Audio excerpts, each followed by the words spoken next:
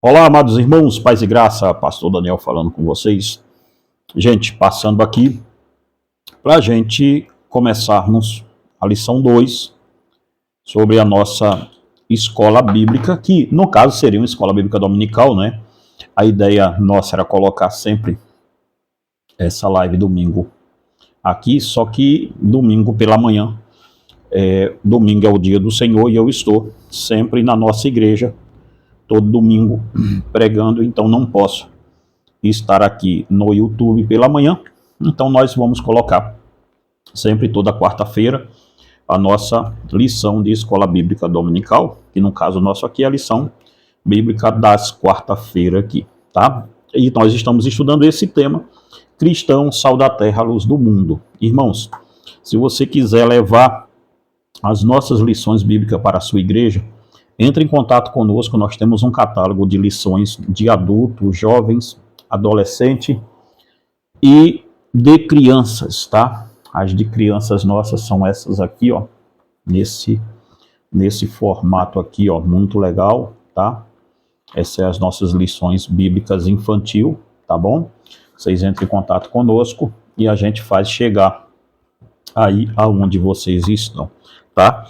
Então, essa lição, Cristão, Sal da Terra, Luz do Mundo, é uma lição de escola bíblica dominical, normal, tá? Só que ela é extraída desse livro aqui, ó, o Manifesto de Jesus Cristo, que é o capítulo 5 de Mateus completo, que eu escrevi, foi uma exposição na nossa igreja que nós demos, 2 anos e pouquinho, quase 2 anos e meio, pregando sobre Mateus capítulo 5, e chegamos a 1 ano e meio pregando sobre Mateus capítulo 6, e agora vamos escrever o capítulo 7 também, quando for pregar, tá? Então nós temos esses 2 livros aqui, ó, se você quiser adquirir, tá? Nossas lições, não existe lição de mestre com ela, tá? Nossas lições são todas lições sem o ensino da lição de mestre. Nós não temos isso por enquanto, porque entendemos que seria bom todo professor ter os livros que nasceram a lição dele, tá bom? Então, o subsídio teológico para as lições são o livro de onde ela veio. Então,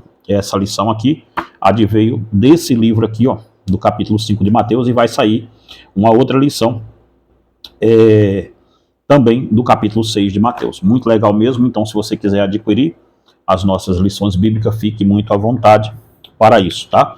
Primeiro comentário na descrição desse vídeo e também onde você adquire os livros e assim por diante. Meus amados irmãos, nós vamos estudar hoje sobre o tema o cristão, sal da terra e luz do mundo, é o tema da nossa lição. Estudamos a lição 1, passou o encarte dela por aqui, tá bom? Se você quiser, se você perdeu a lição 1, vai no encardezinho aqui, ó, da lição que já passou por aí, tá? O encarte, você clica lá depois desse vídeo e vê. Logicamente, depois das 3 lições, nós deixaremos isso aqui tudo numa playlist, tá bom? Para os irmãos poderem acompanhar, se quiserem, maratonando ela uma atrás da outra, tá bom? Mas por enquanto elas vão ficar separadas porque não faz sentido fazer uma playlist de 2, tá? E meus amados irmãos, nós vamos estudar sobre os discípulos como sal da terra, parte 2, quando o crente perde o poder, tá? Nosso texto áureo, ele está em Mateus capítulo 5, versículo 13, onde o Senhor Jesus diz: vós sois o sal da terra. Mas se o sal se torna insípido, como que há de salgar? Para nada mais serve, senão para ser lançado fora e pisado pelos homens. Quem escreveu essa lição, logicamente, se veio do meu livro, fui eu, tá? Então, fica tranquilo. No WhatsApp que se fala direto comigo, tá? Vós sois sal da terra. Mas se o sal for insípido, se torna insípido, como que há de salgar? Para nada mais serve, senão para ser lançado fora e pisado pelos homens. Quando a igreja perde o poder, o Senhor Jesus trata na primeira lição que nós estudamos aqui, dizendo: vós sois sal da terra. Aqui ele complementa dizendo: vós sois sal da terra. Mas se o sal se torna insípido, se ele perde o seu poder de salinidade, se ele perde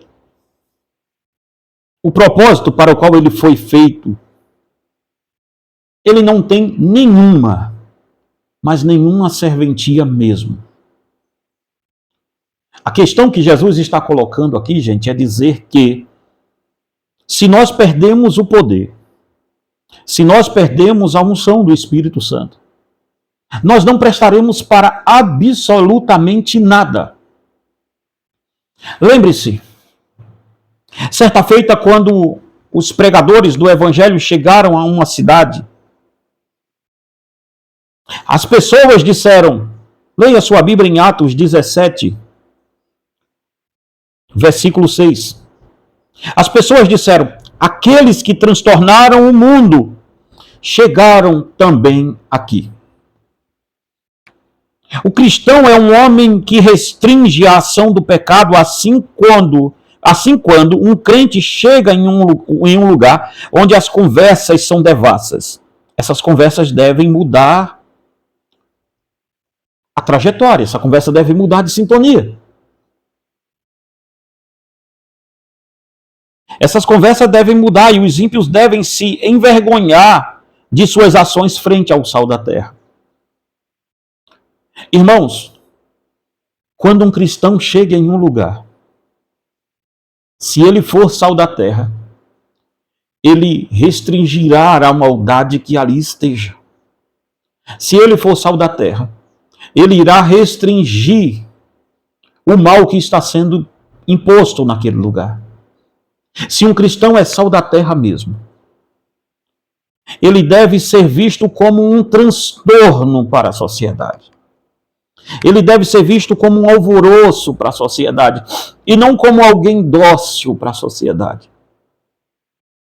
Nós estamos em um tempo muito perigoso, aonde os cristãos se adocicaram tanto, aonde os cristãos estão tão meigo, tão doce, tão fofos, como eu digo lá na outra rede social, no Instagram, como um cristão, ele se tornou tão fofinho ao ponto de fazer com que a galera dos Ursinhos Carinhosos fique boquiaberta com tanta doçura nossa. O crente como agente restringente. O sal será lançado sobre o cerne, sobre a carne que é o mundo. O caráter salgado do crente será como uma mão cheia de sal sendo colocado na ferida aberta do ímpio. O caráter do crente são as bem-aventuranças, lá de Mateus capítulo 5, que é outra lição nossa. Ela não está aqui perto para eu mostrar a vocês, mas é outra lição nossa que nós trataremos de fazê-la aqui depois que demos essa, tá? Mas perceba, o caráter do crente são as bem-aventuranças de Mateus 5, 3 em diante. Esse caráter santo fará com que o crente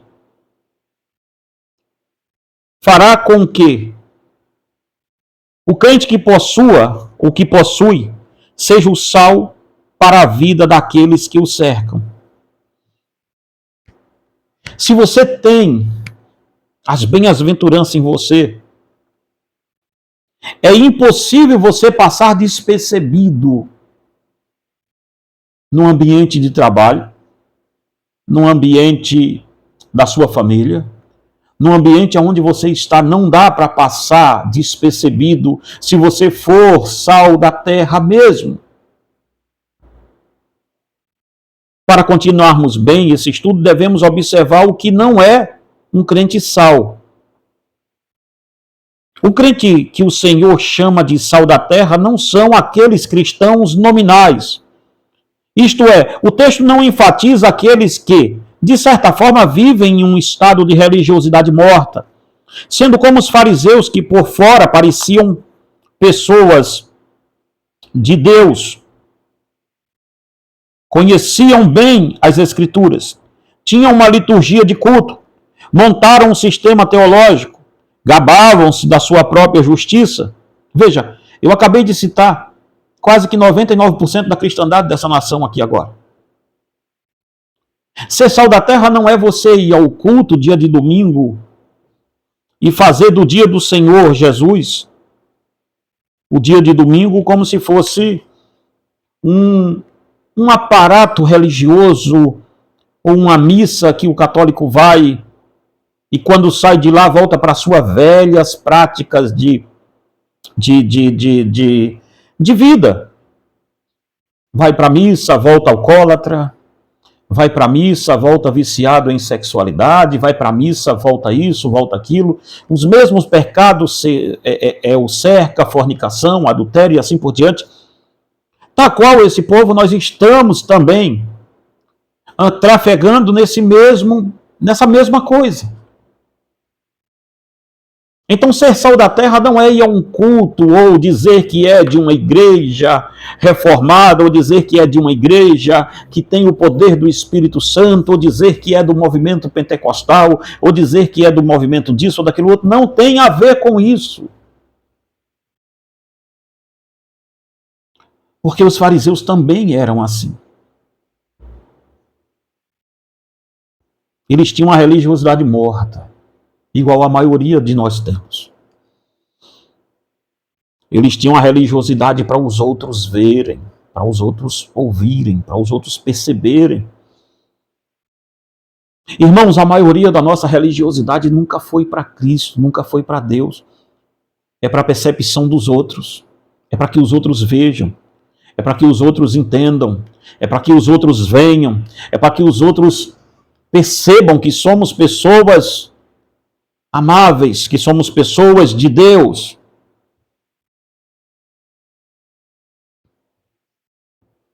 Eles eram legalistas da moralidade, mas a sua moralidade não passava de um sepulcro caiado. Fazer parte de uma determinada denominação não faz de você um crente verdadeiro. Você pode passar toda a sua vida fazendo parte de um determinado grupo denominacional. E quando morrer, ter a companhia do diabo na eternidade. Veja que frustrante será para os crentes que não são sal da terra viverem sua vida inteira dentro de uma igreja pensando mesmo que estão salvos, porque o salvo sabe que ele é salvo. Sabe por quê? Porque o salvo tem fruto de salvação. Qual é o fruto que você está dando, filho, de santidade? Qual é o fruto que você está dando? Você acha que ir para a internet brigar com arminiano, brigar com calvinista, brigar com pentecostal, brigar com isso, você acha que ser contrário ao erro te faz uma pessoa certa? Não. Você pode ser contra as heresias e mesmo assim ser um herege. Você pode ser contra as heresias, ser contra o erro, e isto não faz de você um certo.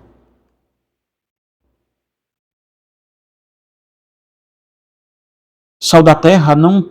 Segundo ponto, que sal da terra não tem a ver com um sujeito rude que defende uma causa ou um partido ao ponto de ser mal falado por isso. Muitas pessoas nessa nação estão vivendo assim. São pessoas notáveis que defendem suas causas, mas isto não quer dizer que são sal da terra. Você pode defender uma causa, uma bandeira, tanto de direita quanto de esquerda. Veja bem, no campo do espectro político, as pessoas defendem causas nobres e nem por isso são sal da terra. O sal da terra se mostra no caráter santo. E por isso eu levo o nome dentro da ala, a própria ala calvinista, e agora passou a me bater de um jeito muito grande, mas eu continuo sendo reformado, tá? Eu não sou desigrejado, eu tenho igreja, eu continuo amando a igreja. A igreja do Senhor Jesus é uma igreja militante, linda, vai para o céu, independente da placa dela. A igreja universal de Jesus Cristo, não a do reino de Deus não, tá? Do Ed Macedo, a de Jesus Cristo.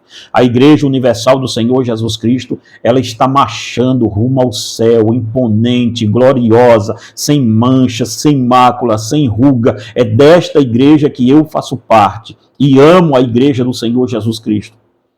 Jamais defenderei desigrejado, jamais defenderei gente sem igreja, jamais defenderei culto online, jamais defenderei nenhuma aberração, uma diabrura dessa, nunca. Mas defenderei sempre o lado bíblico. E sim, chamem-me do que quiserem chamar. Legalista, ditador, coloquem o apelido que quiser colocar. Mas a igreja do Senhor Jesus Cristo é mostrada por um caráter santo, por um caráter digno. Não é uma moralidade política que é contra o aborto, mas é viciada em pornografia. Não é uma moralidade política que o cara é a favor da família, mas já casou-se 3, 4, 5, 6 vezes. Não é disso que aqui se trata, não, filhão. Aqui se trata de coisa séria. Ser sal da terra é o caráter santo do crente. É aqui que o Senhor Jesus quer colocar o crente.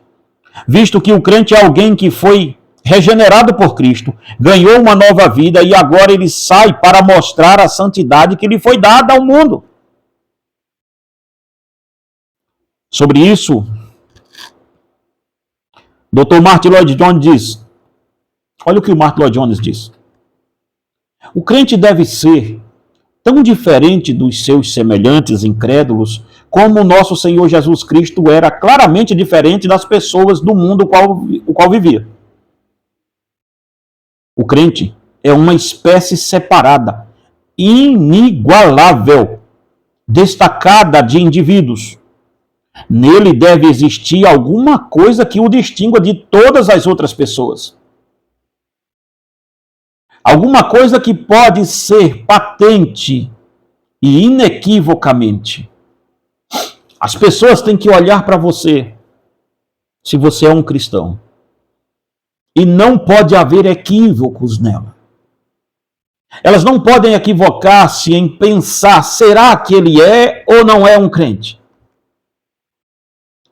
Quando somos sal da terra, não existe equívoco. Eles vão olhar para nós e vão saber quem somos. E vão saber por que estamos ali, amando de quem estamos ali, e por que estamos, amando de quem estamos, para que estamos. Isto deve ficar muito claro na vida do ímpio. O ímpio deve olhar para isso tudo e constranger-se quando ver isso. Mas veja se é isso que está acontecendo hoje em dia. O crente tem a sua vida abalizada na Sagrada Escritura. Toda a sua vida será uma denúncia daquele que é uma pessoa diferente. Sua vida é uma carta aberta, como está em 2 Coríntios 3, 2. Irmãos, não existe esse papo ruim com a gente de vida privada, não. Paulo disse para a igreja de Corinto, vós sois a nossa carta aberta, escrita e lida por todos os homens.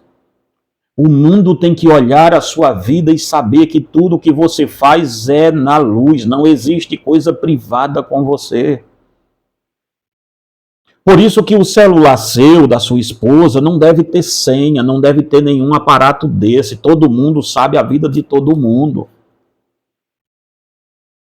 Por isso que na igreja não pode ter a minha vida na igreja é uma e a minha vida no mundo é outra. Não, você está indo para o inferno, filhão. E pare com esse papo de acharem, porque as igrejas calvinistas não são todas, mas a maioria tem uma decadência muito grande em falar contra o pecado e passa subliminamente para o pecador que ele está sendo salvo sem um arrependimento e sem deixar as práticas pecaminosas. Dá-se a entender que esse camarada está indo para o céu e não, ele está indo para o inferno. Vamos parar, gente, de conversar com o ímpio num tom ameno. Principalmente bode que está dentro da igreja.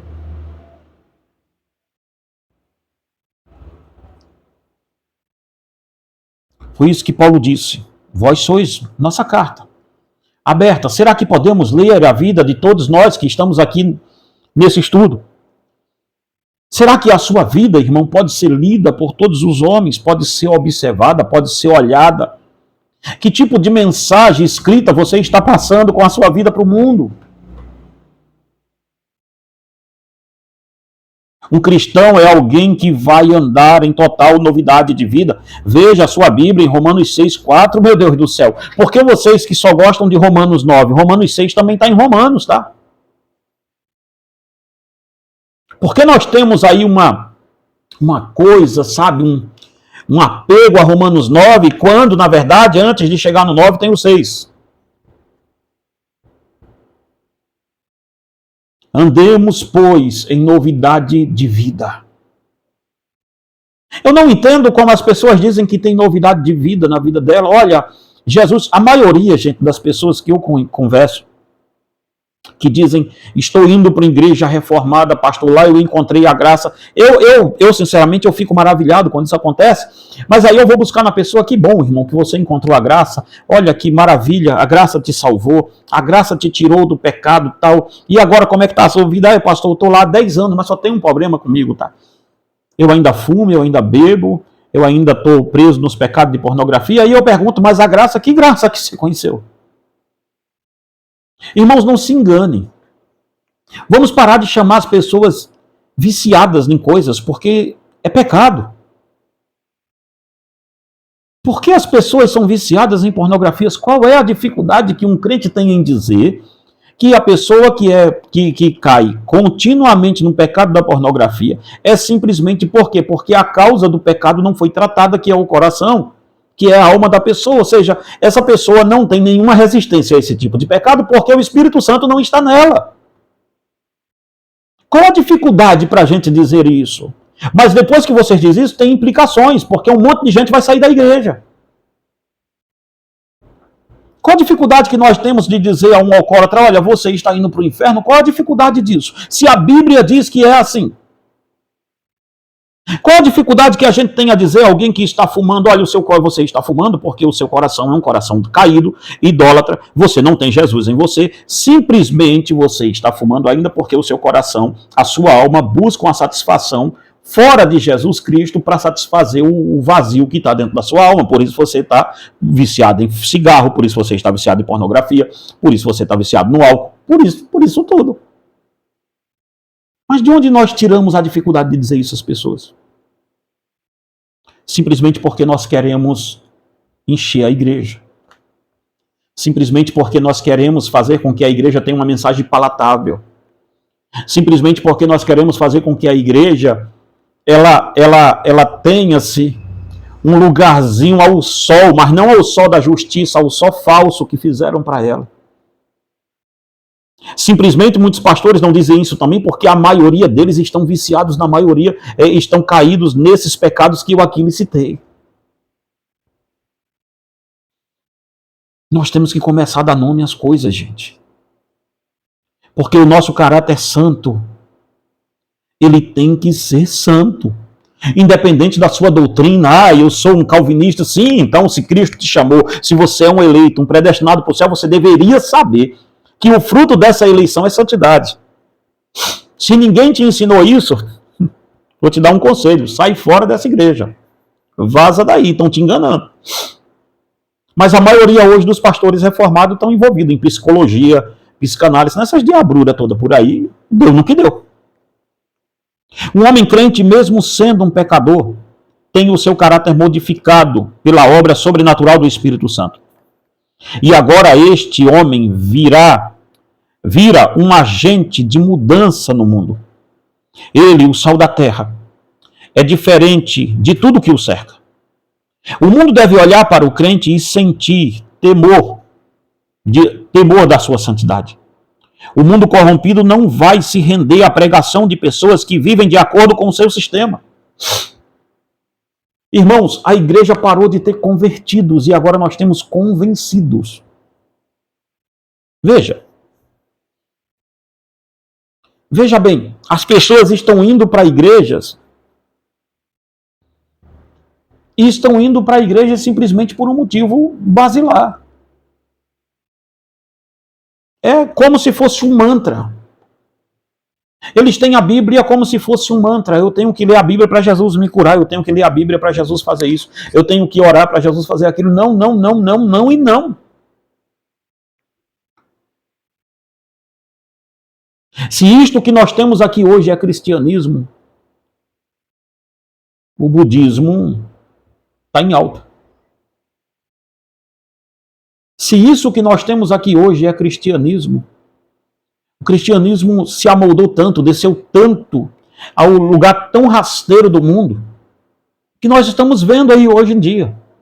Cantoras gospel abrindo carnaval, cantor gospel cantando em bloco de carnaval, bloco de carnaval gospel, isso, aquilo outro, e uma diabrura só. É a igreja misturada hoje em dia, igrejas que antigamente eram contra, agora estão misturadas com adventismo, com ateísmo, com tudo isso. Ou seja, acabou, gente. Acabou, é fim de festa isso aqui. É fim de festa, é fim de feira, é hora da xepa. Que sal. E você acha que o mundo vai se curvar às pessoas que têm uma mensagem igual a dela? No máximo ela vai fazer parceria. Não há conversão hoje entre ímpios. O que existe hoje é convergência. As pessoas têm o mesmo pensamento de convergência e se convergem, não se convertem, convergem com os outros que dizem que são crentes e seguem dali para frente. O crente é alguém que constrange o ímpio e por isto ele é odiado, pois a sua vida mostra a diferença entre um e outro. Eles não se unem, as suas conversas são diferentes, suas substâncias são distintas. Eles não se parecem. Enquanto um está apodrecido, o outro serve para amenizar a podridão. Enquanto um é sem sabor, o outro é usado para dar sabor ao mundo.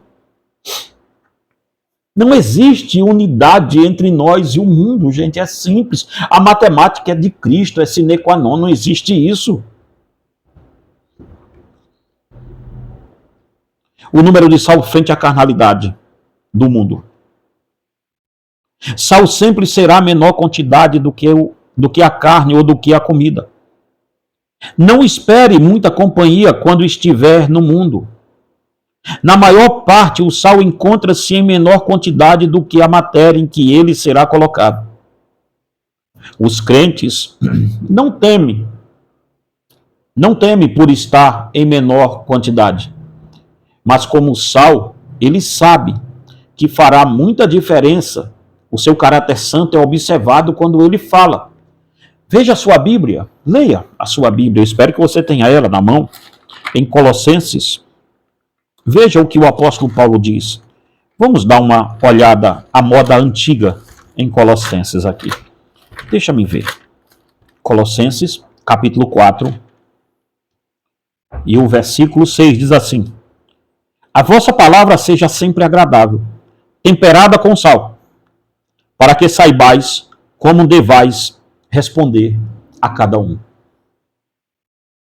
Que a vossa palavra seja como um sal, temperada, firme, não acovardada, não com medo de dar uma resposta firme às coisas.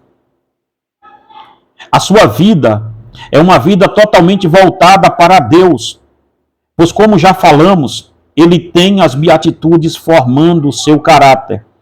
Um crente causa temor no ímpio, ao ponto de colocarem soldados treinados para a guerra, algemado ao braço de um pescador crente, por medo que ele fugisse, como foi o caso de Pedro em Atos 12, 6.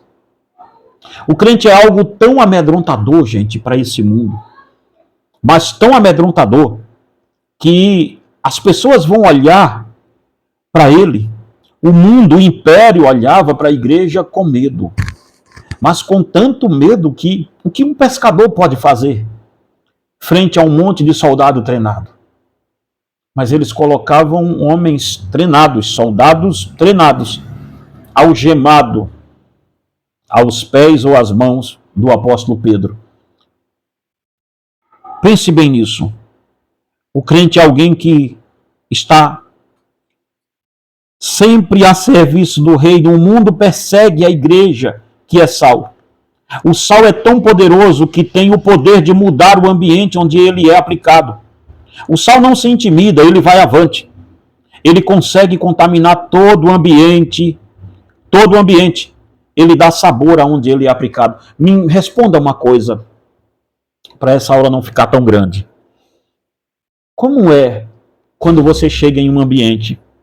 Que tipo de mudança há naquele ambiente? Irmãos, não é de se admirar que todo domingo tem cultos em sua cidade.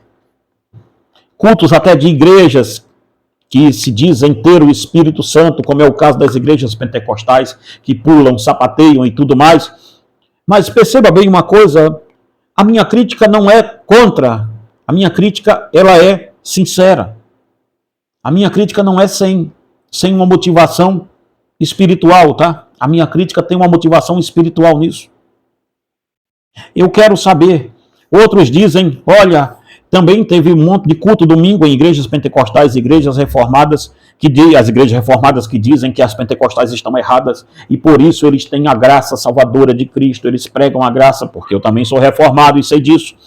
Mas não é de se admirar que nós temos todas essas igrejas em um momento só. Dia de domingo, porque é o dia que todas estão abertas. Dia de semana pode variar de uma para outra, mas domingo não. Todas elas estão abertas. Mas perceba, essas igrejas estiveram abertas e ninguém sentiu um peso de glória em uma cidade. Ninguém sentiu nenhuma diferença no outro dia. Porque os vizinhos das nossas igrejas não sentem o peso de uma igreja ali? Porque os vizinhos do nosso que nos cerca não sentem o poder do sal da terra ali? Perceba bem isso. Não é para a gente começar a se perguntar sobre isso. O número de sal é menor, mas é eficaz. Perceba. O mundo persegue a igreja. Ou você é sal, ou você é só um pó inútil, que não salga nada, não tempera nada, não restringe nada. Que tipo de crente é você que está me ouvindo a essa altura? Mais de 32 minutos já estamos aqui. Mas que tipo de crente é você? Que tipo de restringente é você? Ou você é sal, irmãos, ou você não é nada. É essa a matemática do reino de Deus. Ou somos sal e servimos para salgar e para restringir, ou não somos nada, não somos ninguém. Somos simplesmente José Ninguém, primo de quase nada e parente de coisa nenhuma. É isso que acontece.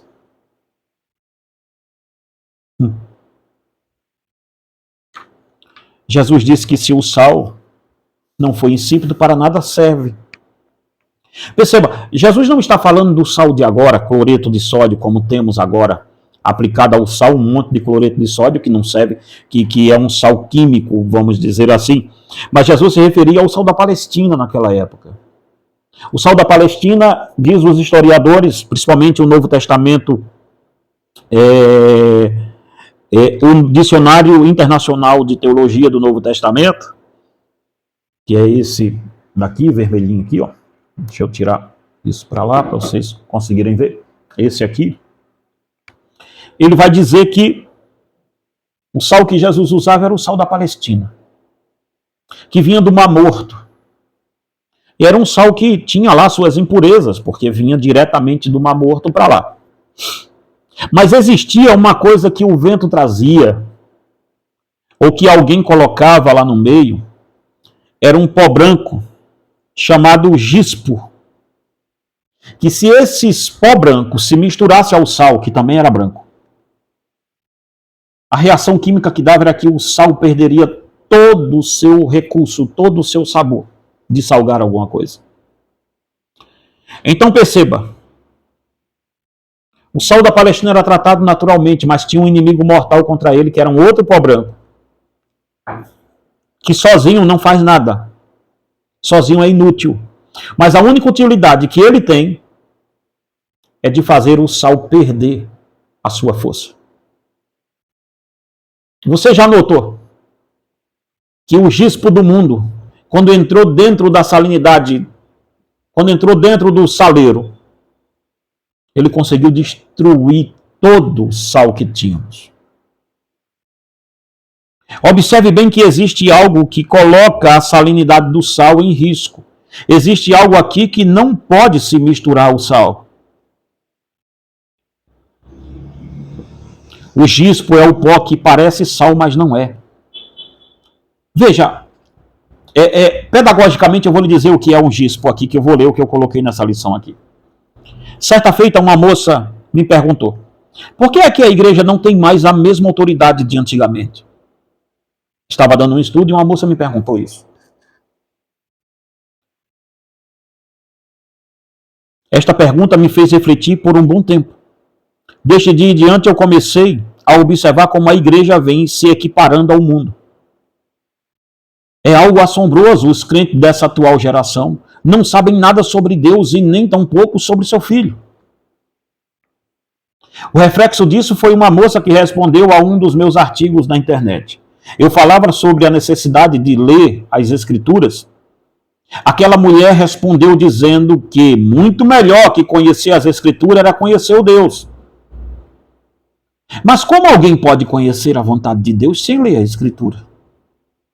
Perceba, eu coloquei um artigo na internet há muitos anos atrás, falando sobre a cristandade não conhecer a Escritura, não ter essa deficiência de não gostar de ler a Bíblia. E isso não é um atributo pentecostal, isso não é um atributo neopentecostal, isso não é um atributo das igrejas evangélicas mesmo, tá? Igreja reformada, tudo isso. Pegue qualquer pastor de igreja reformada aí, eu estou falando mais dos reformados hoje em dia, porque nós temos a arrogância de a pachorra de achar que somos melhor do que os outros, e temos isso sim, tá bom? E temos sim. Não venham os senhores aqui me dizer que não, porque sentimos-nos superiores sim aos outros, porque temos a doutrina certa na cabeça nossa. E o que é que acontece? É uma coisa muito simples. Pegue dentro da sua igreja, você mesmo que é pastor reformado, quantas vezes você leu a Bíblia toda? Quantas vezes você lê a Bíblia toda em um ano? Isso é uma vergonha, gente. Isso é uma vergonha. E aí a moça disse que melhor do que conhecer a Bíblia era conhecer Deus. Como é que nós conhecemos Deus? Quem disse a essa filha de Satanás que se nós podemos conhecer Deus sem a Sagrada Escritura? Quem disse isso a ela? Mas este é o gispo que temos hoje.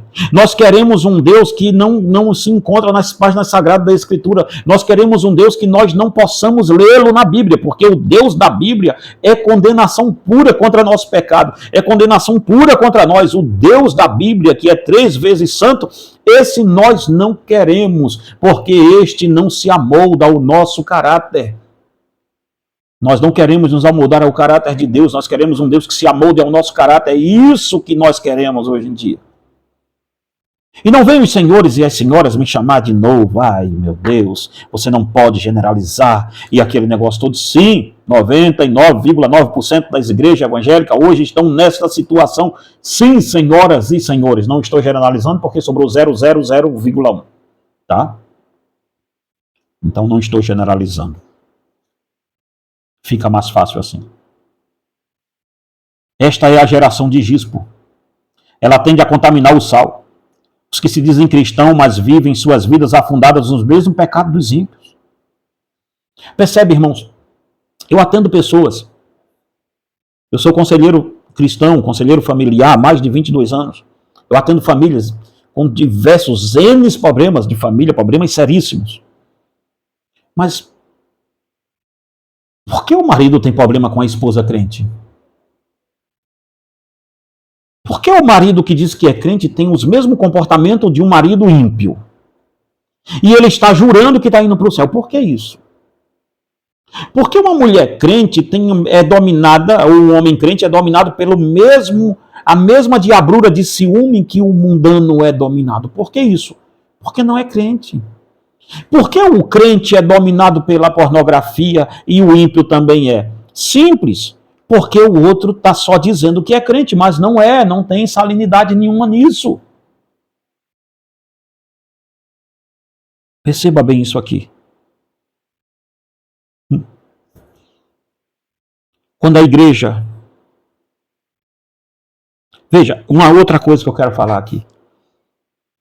A pior coisa do mundo é quando a igreja precisa gritar para que os governantes ouçam. Nós temos nesse país, eu escrevi isso aqui, ó. Nós temos neste país uma bancada de deputados e senadores que se intitulam bancada evangélica. Os homens que compõem esta bancada não passam de um câncer mortal para a igreja brasileira.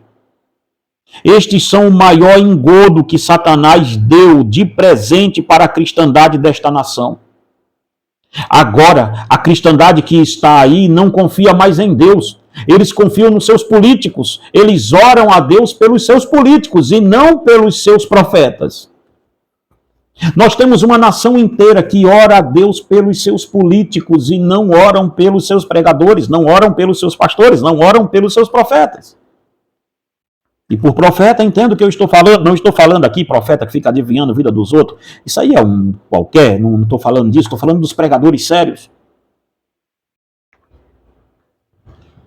Quando a igreja perde, quando a igreja não é mais sal da terra, vamos lá para a gente ir acabando. Uma igreja que desce aos padrões mundanos para tentar lutar contra principados desse século, terá a sua salinidade corrompida e totalmente destruída. Nós fomos chamados para ser colocados sobre outra substância diferente, mas a igreja do presente quer se parecer com o mundo e ter os mesmos métodos mundanos para ganhar esta guerra. Irmãos, se nós nos fizermos como inimigo, nós não vamos ter guerra nenhuma mais. Nós somos aliados. Há uma batalha espiritual no mundo. Há uma milícia no mundo. Nós somos o antagônico a isso. Nós somos o mundo e nós não somos unidos, não existe parceria aqui. Não existe bandeira branca. Mas nós mudamos o lado, nós nos fizemos tão parecido com o mundo que hoje nós não somos mais adversários, nós somos aliados. Aliados contra quem? Aliados contra Deus. Este é o retrato da igreja de hoje em dia. Quando o sal perde a força, ele só serve para ser pisado. E para a gente acabar. O mundo é de fato... Veja, Leonardo Ravenhill diz: como estiver a igreja, assim estará o mundo. Se a sentinela dormir, os inimigos invadirão a cidade. Em seu livro Porque Tarda o Pleno Avivamento. O mundo é de fato o retrato da igreja. Se a pregação da igreja não choca o pecador, ela ensina ao pecador como adquirir prosperidade. Perdemos o poder de restringir e constranger o mundo. Perdemos o sal moral da nossa vida. Estamos como aqueles 7 filhos de Seva, em Atos 19, 13 ao 16, que tentavam invocar o nome do Jesus sem conhecimento. Tentavam invocar o nome de Jesus sem um pleno conhecimento de quem era Jesus.